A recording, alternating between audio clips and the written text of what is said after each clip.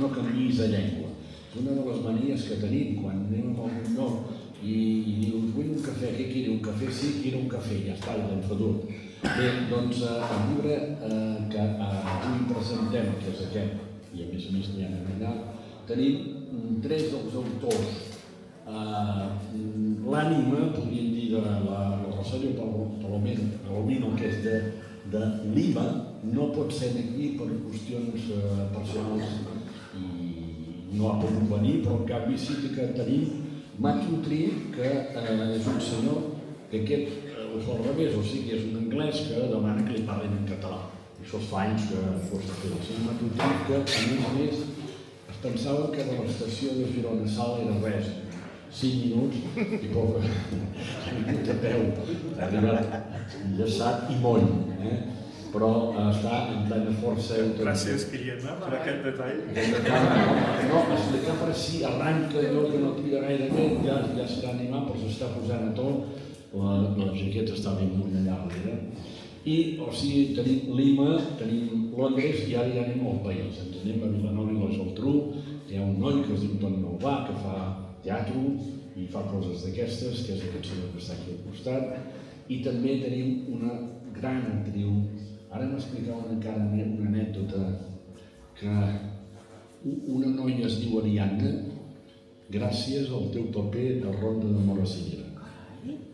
Perquè vegis, una noia de Guissona es diu gràcies a això. Sí, la Rosa Sansa, que ella és una com es diu? La Carme Sansa. La Carme Sansa que porta molts anys fent teatre i també últimament també fa una cosa que és molt interessant, que és un teatre de proximitat. Quan dic de proximitat, que vull dir que no té problema de fer-ho en espais com aquí, com la Casa de Cultura de Girona, o en teatres, o també alguna pel·lícula que està funcionant molt últimament. La podem veure amb el 47, o sigui, si no veureu el 47, la podeu veure la Carme. Bé, la Carme és de Barcelona i per tant, doncs, aquí haguessin tingut dues persones de fora que reivindiquen, que no és la seva llengua materna, però reivindiquen el català, i dues de nostres, del nostre país, que són de llengua materna el català, però que reivindiquen poder parlar tranquil·lament la seva llengua, perquè, a més a vegades, i el llibre en parla d'això, hi ha la cosa aquesta de que aquesta mania de que no se'n parli més, però si saber llengües és la cosa més important que hi ha al món. Vull dir, hi ha persones... Mira, ara he estat en un país que és curiós que parlaven en castellà. I no sé, t'heu après a parlar castellà, de veure sèries de televisió. I els vaig dir, doncs podeu veure Merlí, que també està bé. No, s'ho van apuntar per veure Merlí, perquè està a Netflix. Bé, volia dir també, i acabo, perquè ara ja veig que tothom està assegut i atent per començar a escoltar, agrair i aquest noi, Pere del Bar de la Lletra, que ha fet un espai que seria per servir cafès i entrepans, però que té més dinamització que molts llocs que es dediquen a fer espectacles. Aquest estiu va fer pràcticament cada setmana actuacions i ben cert passat, el divendres passat va acabar, dissabte aquí hi havia, o diumenge aquí hi havia un mar amb la festa del cistell, per tant, Pere, deu ser que vas de cul, però el segueix. I a més, aquesta presentació està feta organitzada, que està per aquí, i si m'equivoco amb alguna cosa dieu-lo, perquè per la coordinadora d'entitats independentistes de Salt, que està composa per el Casal, l'Assemblea, CDR i el Consell per la República. Ho he dit bé? Ho he dit bé. Bé, amb tots vostès, Toni Albà.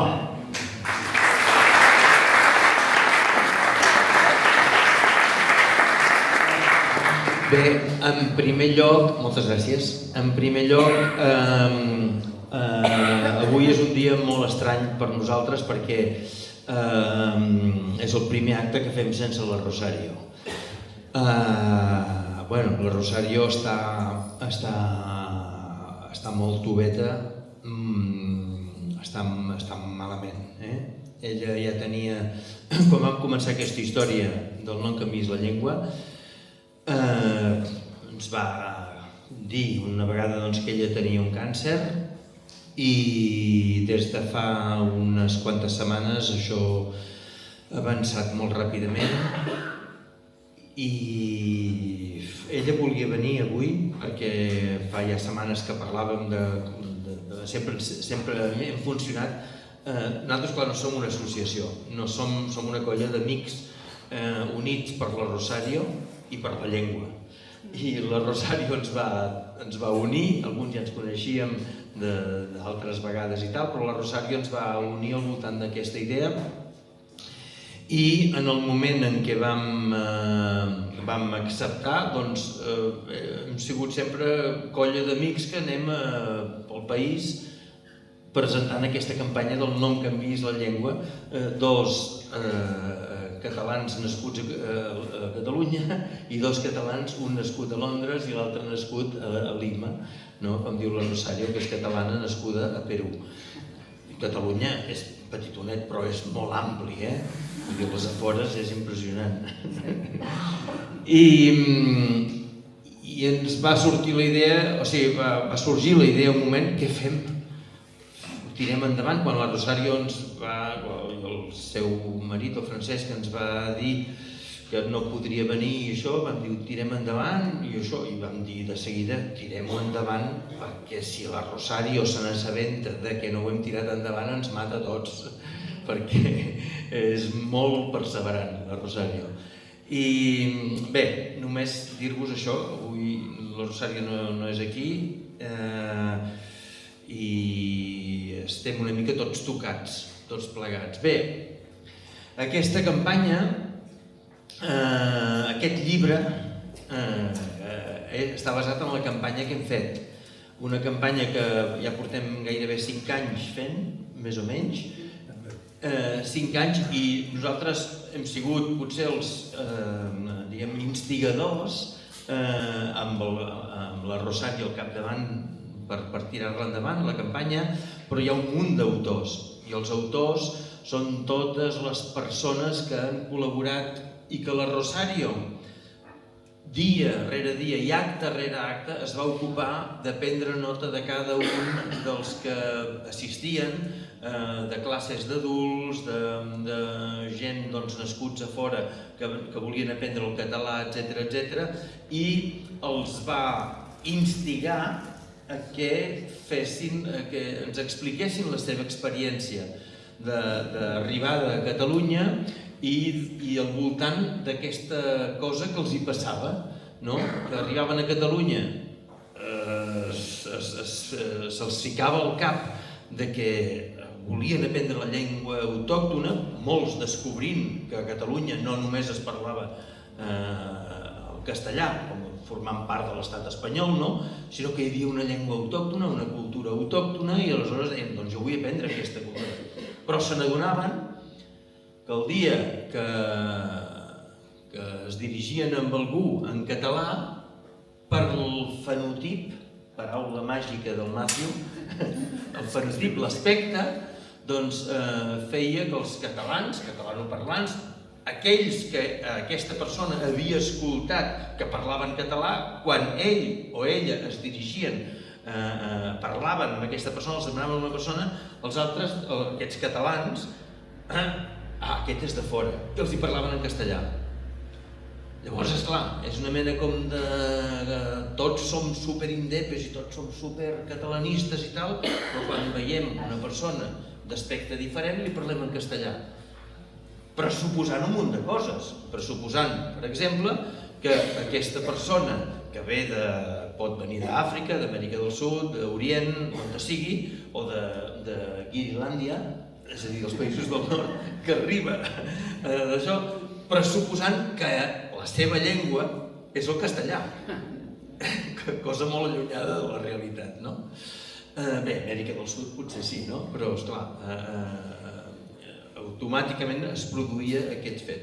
Bé, en primer lloc, només senzillament donar gràcies a tot aquest munt de testimonis que queden reflectits en el llibre.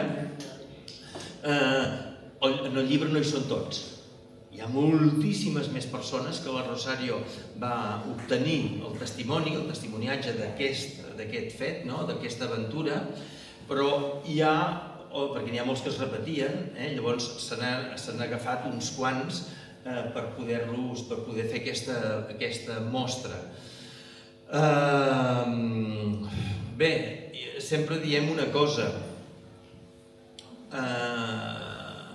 arreu del món hi ha milions i milions i milions d'éssers que cada any arriben i resulta que aquests no són il·legals. Es diuen orenetes, falciots, ànecs, que fan les seves migracions, amunt i avall. I resulta que hi ha uns altres éssers que pel simple fet de desplaçar-se per les mateixes vies, per altres vies molt més difícils, travessant deserts i agafant pasteres i arribant a Europa justament, en aquest cas, resulta que se'ls titlla d'il·legals. De debò? Que hi ha milions d'orenetes que cada any s'instal·len, per sort, a les nostres cases i després hi ha altres éssers que arriben, que intenten integrar-se i que els titllem d'il·legals? És una reflexió que vull deixar en l'aire. Si necessitem, si volem, si desitgem que aquestes persones puguin integrar-se, què millor que parlar-los amb la nostra llengua, amb la llengua amb la que diem t'estimo als nostres fills, als nostres pares, a les nostres persones estimades.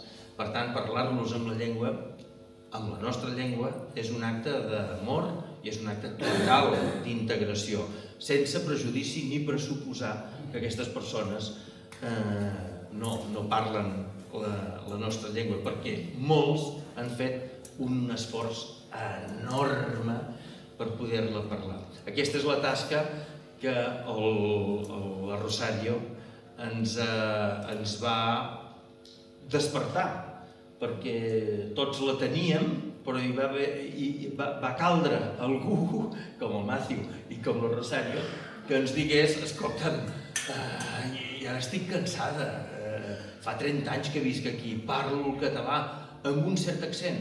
D'acord, qui no parla amb un accent? Jo parlo amb accent de Vilanova i la Geltrú, que és mig de Tarragona i no obrim ni tanquem res, no les obrim totes, un os i un os és el mateix per nosaltres, i no fem la ni la... no, això s'ho fan a Vilafranca, a 17 quilòmetres, però nosaltres no ho fem, som raros. Bé, havia de parlar d'altres coses, però... Les parles? Sí, no, perquè sempre explico una miqueta, de fet ja ho vaig explicar aquí a Salt la vegada que vam venir a fer l'acte, no en canviïs la llengua, no l'acte, vaig venir a fer cap acte, vaig venir a fer l'acte, no en canviïs la llengua. Exacte. Doncs això sempre acabo explicant que tots nosaltres, tots els nostres ancestres, i cada dia la ciència ens va demostrant coses, vaig més rapidet de lo normal perquè ja ho vaig explicar i molt segurament ja ho heu sentit, però sempre explico que fa 1,5 milió d'anys uns éssers humans van sortir del cor d'Àfrica per desplaçar-se tant dins d'Àfrica com al Mitjà Orient, com a Europa i com a Àsia. Aquests éssers humans eren els Homo erectus. D'aquí pocs dies segurament sortirà la publicació de fets que demostraran això, i és que a Atapuerca, a Burgos, aquest enguany, o sigui, fa 2 temporades, o sigui, la temporada de l'any passat, es van descobrir les primeres restes d'un ésser humà de fa 1.450.000 anys. Això és gairebé segur que serà Homo erectus, gairebé segur. Homo erectus que també s'ha trobat a Àsia. Salto de temps, d'acord? Aquest Homo erectus, els que es van quedar a Europa, aniran evolucionant. Probablement, sempre s'ha d'anar amb peus de plom, probablement cap a Homo antecessor, probablement cap a Heidelbergensis, és a dir, els pre-neandertals, els neandertals. I els d'Àfrica, segurament cap als rhodesiensis, segurament cap als sapiens, probablement, d'acord? Per tant, els sapiens fa entre uns 50 i 100.000 anys surten d'Àfrica també i es retrobaran. El viatge no només és d'anada, és d'anada i de tornada. Hi ha moltes espècies que aniran i tornaran i es aniran barrejant. Potser no eren espècies tan diferents, potser eren espècies que eren molt semblants. Per això la hibridació va ser possible, per exemple, entre sapiens i neandertals. Totes les persones que estem aquí tenim entre un 2 i un 4% de material genètic neandertal. Això està comprovat. Tenim una tercera espècie que encara no s'ha identificat, però la identificarem. Els autèntics sapiens són tots aquells subsaharians que no s'hagin barrejat amb altres subespècies. O sigui, ells són els sapiens. O sigui, que no ens creiem tantes coses que van fer tanta mal al principi del segle XX, cap a Alemanya i tal, parlant de races i de coses. Som la mateixa raça tots plegats i tots venim del mateix. Bé, per tant, el moviment migratori és normal en els éssers humans i en molts altres éssers. És normalíssim. També és normal que la preservació de cada una de les identitats, l'Eudald Carbonell en parla moltes vegades, la globalització està fent molt de mal a la diversitat. La diversitat és riquesa, la uniformatització de tot és un empobriment. Per què? Perquè esborra qualsevol tipus de cultura, qualsevol llengua, i per tant és molt important que preservem cada una de les cultures del món, per molt petites que siguin. I ja està, i ara ja paro de parlar i... Llegeixa'ns alguna cosa, Carme. Sí, i si vols dir alguna coseta, perquè sabem que també has anat a veure la Rosario, encara no hi hem pogut anar nosaltres, però... Sí, mira, fa una setmana que la vaig veure i aquell dia li feien una ressonància magnètica. El resultat sembla que, en fi, que hi poden fer radioteràpia i potser es pot resoldre alguna cosa tant de bo i, en fi, esperem que hi hagi sort. A veure, jo us llegiré un poema de Peles Mestres.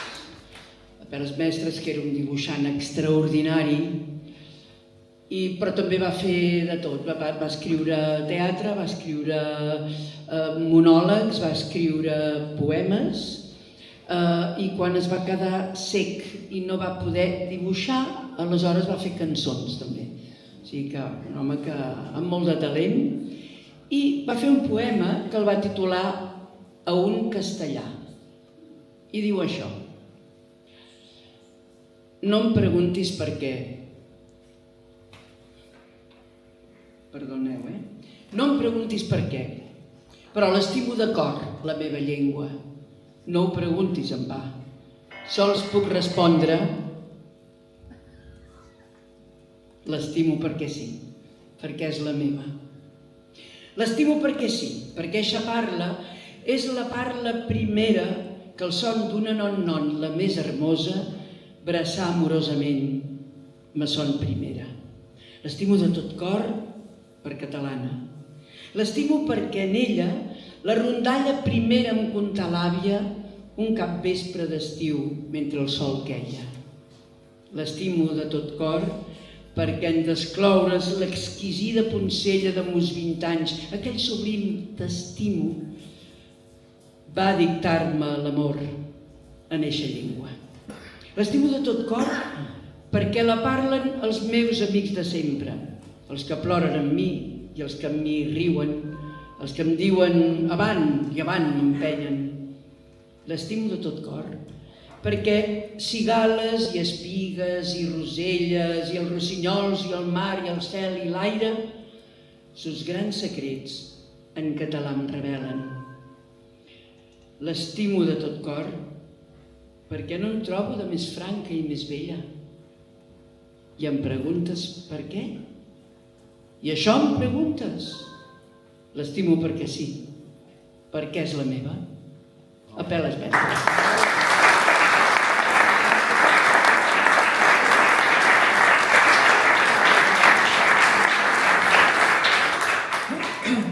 Molt bé, primer de tot m'agradaria demanar disculpes per haver arribat a sal xop d'una barreja de suor i pluja. I això és curiós perquè he vingut des de relativament prop, des de Banyoles, mentre que la Carme i el Toni venen de molt més lluny i estan secs, tranquils, calmats. Però l'autocar ha arribat amb retard i tot i que he estat a Salt més de 5 i més de 7 vegades, no he calculat bé la distància des de l'estació de l'autocar fins al carrer llarg, precisament. Doncs, mira, coses que passen. Una cosa que em va passar l'altre dia, de fet, el diumenge passat, jo cada 2 setmanes el Punt Avui permet, el diari El Punt Avui permet que jo escrigui un article. I vaig fer, ho va sortir el diumenge passat, un article sobre un partit que es diu Aliança Catalana, liderada per una tal Sílvia Orriols, i com tots els partits ultradretans, Vox és igual, tots diuen el mateix, que no són ultradretans, o sigui que, perquè hi havia gent que va escriure al diari, a internet, online, i queixant-se de l'article, dient que no era ultradretans, però la visió d'aquests partits, i de fet quedava molt clar dins les respostes que vaig rebre, les respostes aquestes enfadades, segurament de seguidors, votants o fins i tot membres d'Aliança Catalana, és que el que ells volen, i ho han dit, és una Catalunya catalana.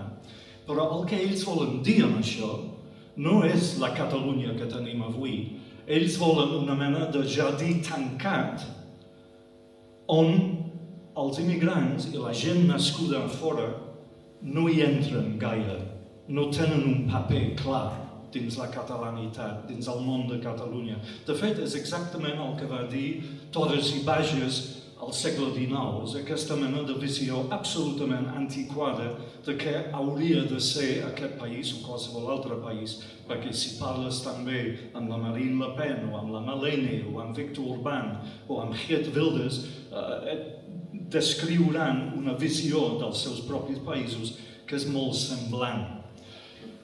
Més enllà d'Aliança Catalana, que afortunadament només tenen 2 diputats al Parlament de Catalunya, hi ha molts catalans, diguem, de socarel, que pensen, ho creuen, tot i que de vegades no ho diuen, que un dels problemes amb els quals la llengua catalana s'ha d'enfrontar és el problema de la gent que ve de fora.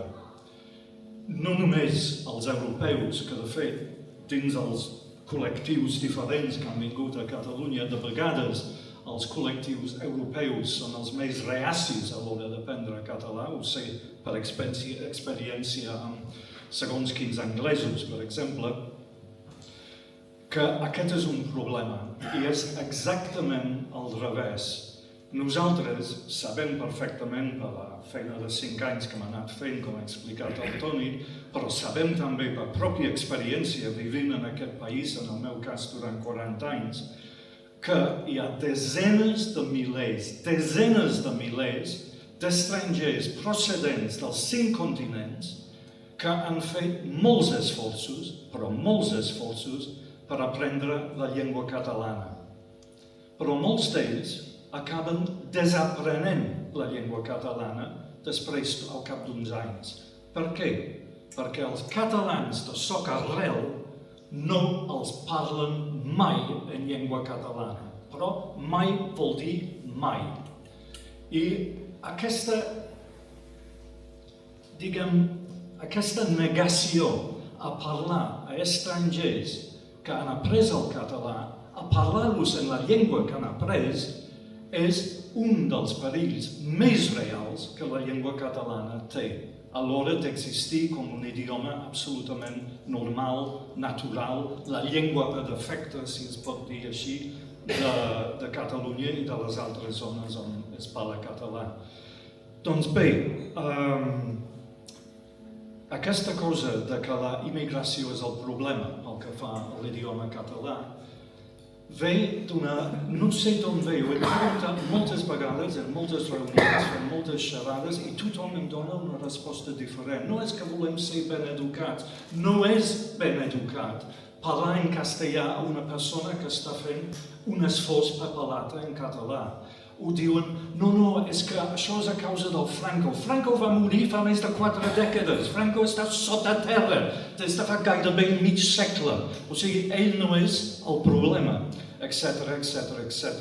I a més, és clar, és lògic, si tu vens de fora, fas l'esforç d'aprendre el català, que com tots els idiomes és un idioma difícil, però els que no han crescut amb el català, doncs si a més t'expliquen no n'hi ha prou en parlar el català, has d'ensenyar als catalanoparlants d'utilitzar aquest idioma amb tu. I francament, per molta gent de fora, això és un esforç que va més enllà de l'esforç d'aprendre un altre idioma. Per tant, evidentment, molts d'ells es rendeixen i diuen, mira, si tothom en parla en castellà, els contesto en castellà i llestos.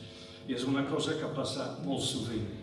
De vegades passa la cosa una mica al revés. Jo agafo un cop la setmana un autocar des de Barcelona fins a Banyoles.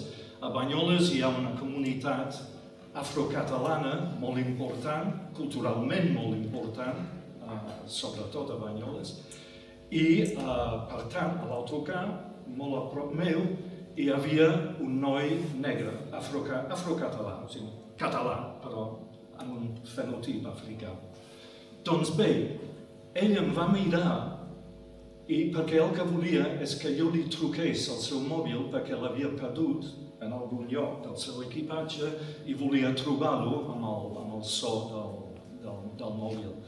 I doncs va començar, em va mirar i va dir, aquest és de fora, oi? O sigui, no sé, cara de guiri, no que sé. I doncs va començar a parlar-me en castellà. I jo li vaig dir, no, puc fer, cap problema, dona'm el número, sisplau. I va fer com un petit, parla català aquest estranger. I doncs em va dir el número i tot ho vam fer, vam acabar parlant en català. Però és una mica la mostra de la cosa al revés.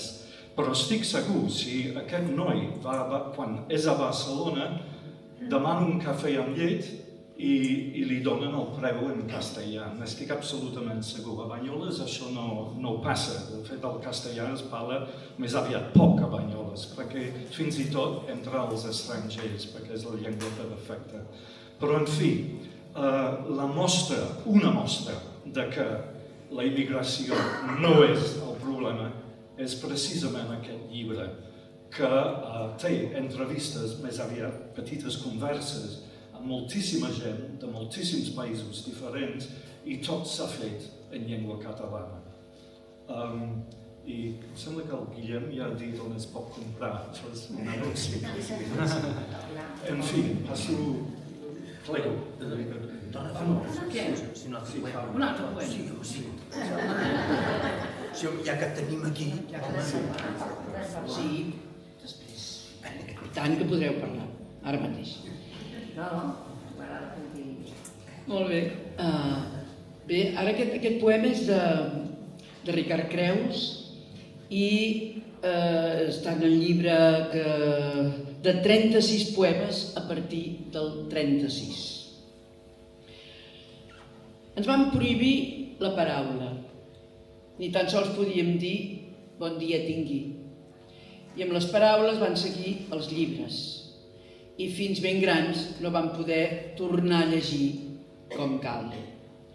Se'ns va prohibir cridar a la mare, dir pa, dir son, dir fam i tantes altres paraules usades cada dia. Locucions que en un altre idioma no et sembla que vulguin dir el mateix. Sempre et fan estrany i et sonen a traducció d'allò que normalment diem a casa. Perquè les paraules, quan s'han mamat d'un pit, ja no són un simple mot, sinó un fet, una carícia, una mirada o un bes. I en lligar-nos la llengua va ser com si ens lliguessin de mans, però en silenci vam continuar escrivint. I de la paraula escrita en van néixer nous llibres, rebrots d'aquells que no van poder matar. Perquè prohibir és arrenar la bardissa. Les paraules es revolten i creixen més tendres i enramen brancatges nous de paraules fortament arrelades. Ricard Creus.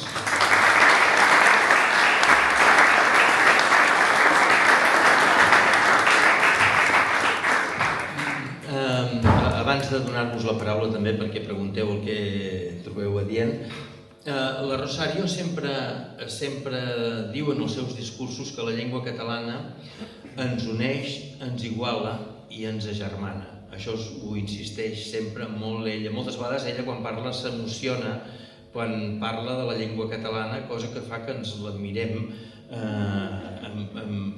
amb una certa admiració i una certa sorpresa, perquè el fet que ella estimi tant la llengua i que intenti difondre-la i difondre aquest missatge del no em canviïs la llengua, també ha fet que ella s'interessi per la llengua de la que els seus ancestres es van avergonyir, que era el quechua, que és la llengua, com tantes llengües d'Amèrica del Sud, i va fer que es comencés a interessar també per aquesta llengua. Si analitzéssim antropològicament el que ens passa, jo penso que no m'equivocaria gaire si parlés d'allò que ens fa tant de mal als catalans, que és que tenim l'autoestima per terra. Moltes vegades tenim molt poca autoestima. I parlar en català a algú i desitges que s'integri no és imposar absolutament res, que és el que ens volen fer creure moltes vegades segons quines parts de l'ultradreta, o de no tan ultradreta, o potser que tots són ultradreta, perquè ens sentim a dir tantes coses els catalans, pel simple fet de ser catalans o de parlar català, estem imposant tantes coses, quan dius, escolta'm, perdona, però això és Catalunya, i no t'estranyis si parlem català. És una cosa que ens passa, mira, som mamífers perquè mamem i som anaeròbics perquè respirem. Ens passa una cosa molt rara, mira, som així. I sembla com si ens haguem d'anar excusant sempre, no?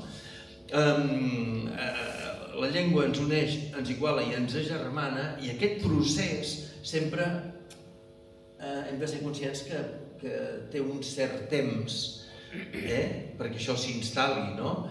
La Rosario diu sempre, amb un somriure pots aconseguir...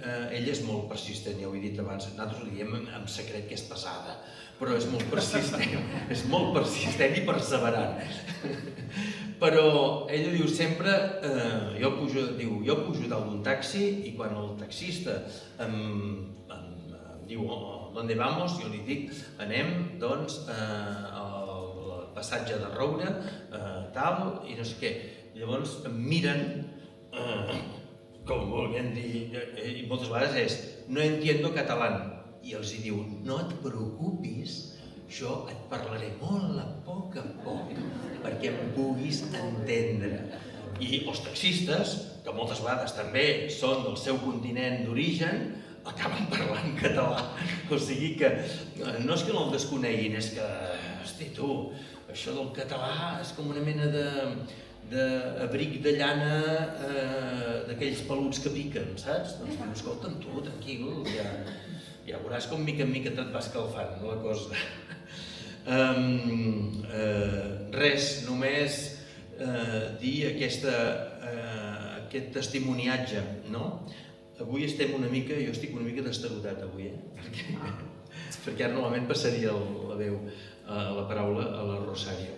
Ara que he explicat tot això, la Rosario, que és la fundadora d'aquest petit grup que som sense ànim de lucre, més aviat al revés, i doncs ella va començar perquè va tenir aquesta idea, perquè com que té faccions ameríndies, és peruana, i havia pres el català, havia fet aquell gran esforç, que és aprendre un idioma, és un esforç per tots nosaltres, doncs estava tan farta de que la gent li parlés sempre en castellà, només veure les faccions.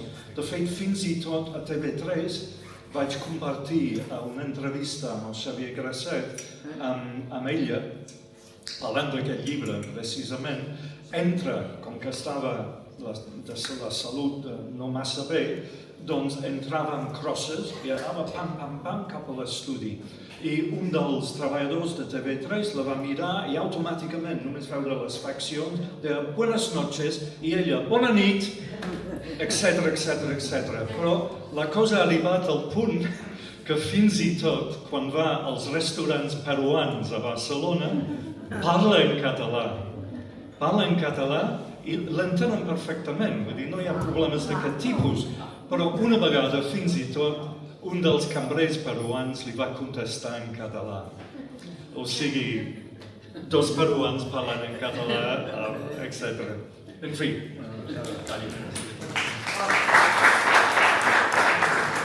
Hi ha una cosa que ens hem de ficar al cap. És que, com he dit abans, hi ha un procés temporal que es produeix a tots els països. Sempre hi ha una primera tongada de persones, una primera generació que arriba, que és els que fan l'esforç d'integrar-se o no integrar-se, però tard o d'hora la següent generació o la tercera generació, com ha passat en altres llocs, com per exemple a França, que tenen un greu problema de no saber gestionar bé la integració. Han tingut les banlieues, que són famoses per la seva animadversió contra tot allò que és la cultura francesa, però la tercera generació, la quarta generació, acaben parlant francès. I és el més normal del món. És el mateix que faria qualsevol de nosaltres si anéssim a viure a Noruega, a Àfrica, a Canadà, a Alaska o a la Patagònia. Què acabes fent? Acabes fent allò que diuen els castellans, allí donde fueres, haz como vieres. En català seria on posis els peus seràs part dels meus, m'ho acabo d'inventar a mi. Però funciona, que sí? Doncs aleshores és molt senzill. S'ha de tenir, com diu el Rosario, el somriure a la cara i els catalans en sabem molt d'això. Sabem molt de perseverança, però també en sabem molt de paciència. Hem de ser molt pacients i ja ho sé català és molt pesat. Cansat. És molt cansat, és molt pesat. No, Sí que ho és, sí. No, La meva besàvia venia al mercat de Vilanova, venia a Pollastre al mercat de Vilanova, i la meva besàvia explicava sempre, i la meva mare encara ho explica, deia, és que la meva àvia no entenia els primers castellans que van arribar. Que deia, li deien, buenos días, quisiera un cuarto pollo.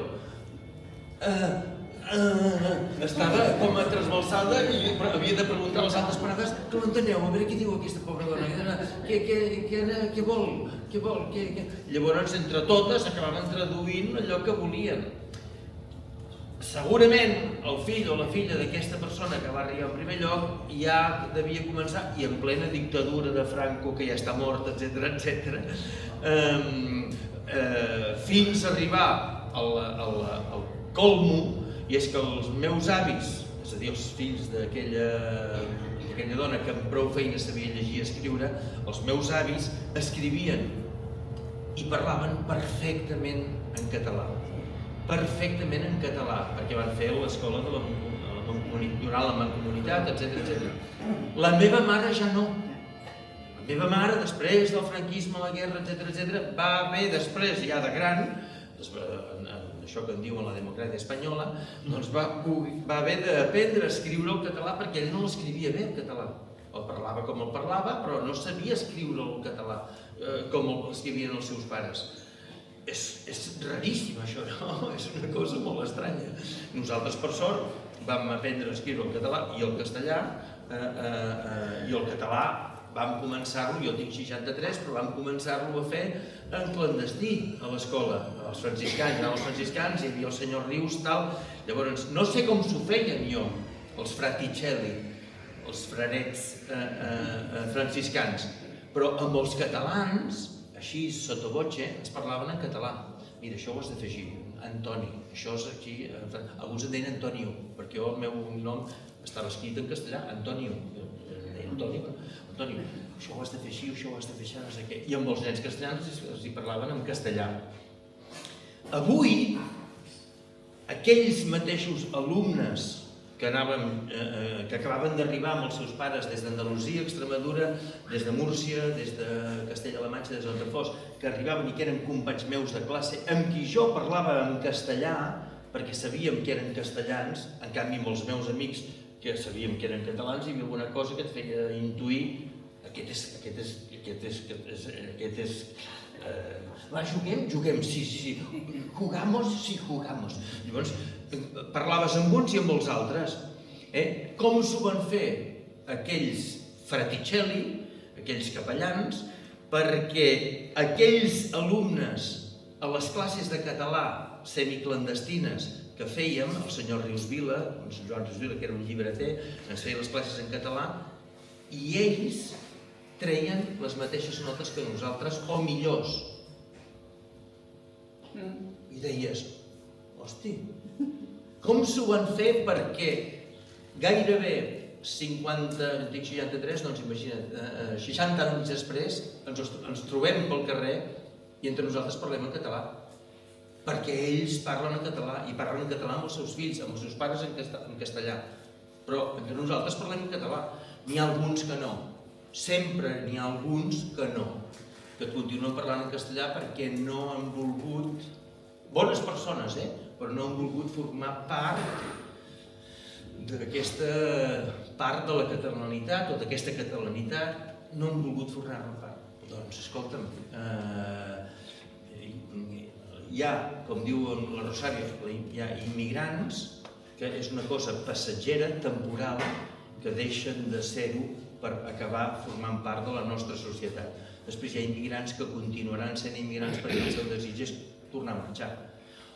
O n'hi ha que venen per imposar el seu, que no me'n recordo com es diu el nom de la cosa. Em sona com a colònia, no sé, alguna cosa així, però bueno, no ho miré jo. El que sí que puc afirmar és que hi ha una preocupació per la llengua. Hi ha una preocupació per la llengua perquè tothom crec que és conscient que hi ha una pugna entre català i castellà. Evidentment, la mateixa pugna que existeix a la Catalunya Nord amb el francès. i la pugna evidentíssima per enaltir completament el valencià, el País Valencià. Jo penso que hi ha una part molt important que hem de ser conscients tots plegats, i és que, una miqueta per respondre a tothom, després ara el Matthew i la Carme ho acabaran, però hi ha una consciència molt clara de que estem lluitant com petites papallones contra un vidre que és molt gruixut, i aquest vidre es diu no sé quants centenars de canals de televisió que són en castellà, no sé quants canals de ràdio que són en castellà, no sé quantes edicions que hi ha, i tot ser un dels països que més editem en la nostra llengua, no sé quantes edicions hi ha en castellà. I xarxes socials amb la mainada, TikToks i tot això sobretot. I moltes xarxes socials, és a dir, estem lluitant contra un vidre gegantí, però l'important és que estem lluitant per mantenir la nostra llengua. El que sí que hauríem de ser conscients és que hem d'exigir als nostres polítics que a Catalunya és en català. I de la mateixa manera que ens exigeixen uns 25% que han estat tombats a Europa, que tothom ha contradit, el Tribunal Europeu dels Drets Humans ho ha tombat, això. Això és un error terrible, no? De la mateixa manera hem de dir no. Si vostè vol emetre a Catalunya, vostè, Antena 3 o Telecinco, el que sigui, ha d'emetre en català, tradueixi, faci com vulgui. Sobre la caixa de trons, sobre la caixa de Pandora, obrim-la. Per què no? Estem a casa nostra. Jo tinc dret a sentir d'allò. Si la vull veure, com a mínim, i agafant la teva paraula, ho tradueixin tot en català, que jo pugui veure versions en català. Després a casa seva, cadascú, com si ho vols posar-t'ho en coreà, de debò, és fantàstic, i els cops són els mateixos, és veritat, però vull dir, hem d'exigir això.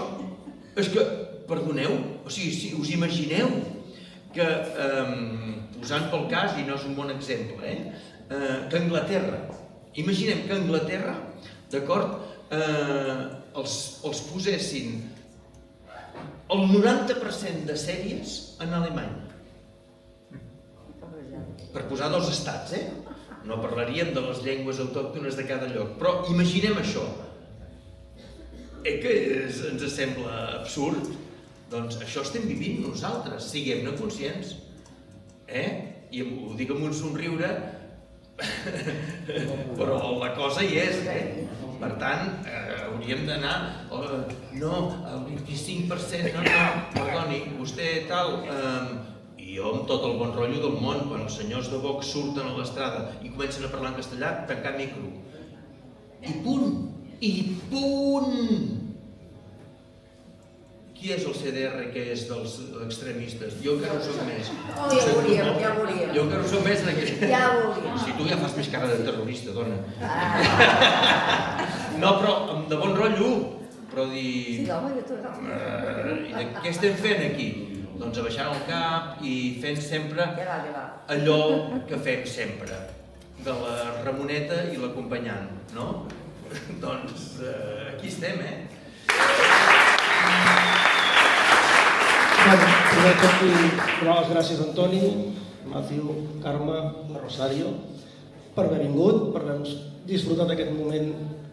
Donar gràcies a la coordinadora, en David, en Guillem, i ara, si voleu, aquí passem aquí en Pere per ajudar-nos també amb tot aquest tinglado, i ara, si voleu, podeu passar allà al bar, parlar amb tothom, hi ha pinxos i que van de passar una bona tarda. Moltes gràcies.